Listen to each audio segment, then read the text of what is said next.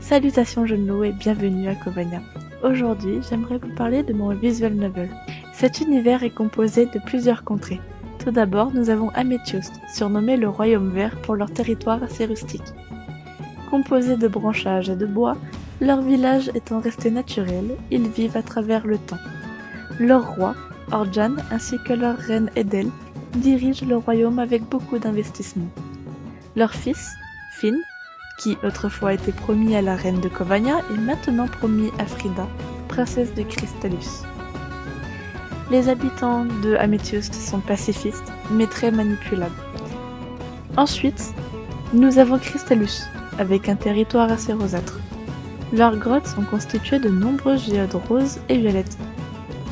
Leur reine, June, est la principale monarque du royaume. Avide de pouvoir et de jalousie, elle aime orchestrer seule son fief. Frida, sa jeune fille, et princesse de Crystalus et future reine, subit la même éducation que sa mère. Puis, nous avons Covania, une meute oubliée de tous, vivant dans les souterrains depuis le bannissement de Crystalus, souhaitant coûte que coûte récupérer leur gloire d'antan, ou tout simplement leur place sur les terres des loups. Freya, reine de ces terres, est surnommée la grande protectrice de Covania, prête à tout pour protéger son peuple. Elle possède en elle le sang divin puisque sa mère, Constellia, est une demi-déesse. Sa fille, Cauchemar, elle possède aussi de la magie qui malheureusement est comptée comme un fardeau, puisque son grand-père Cosmo lui a offert une malédiction. Et maintenant, passons au gameplay du jeu. L'intrigue de Covania tissée de secrets, de trahisons et de révélations.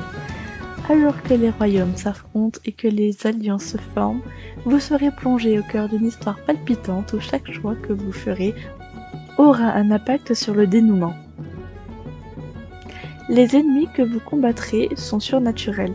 Les combats sont du tour par tour et à la fin de celui-ci, vous obtiendrez diverses récompenses comme des covacoins ou de l'expérience.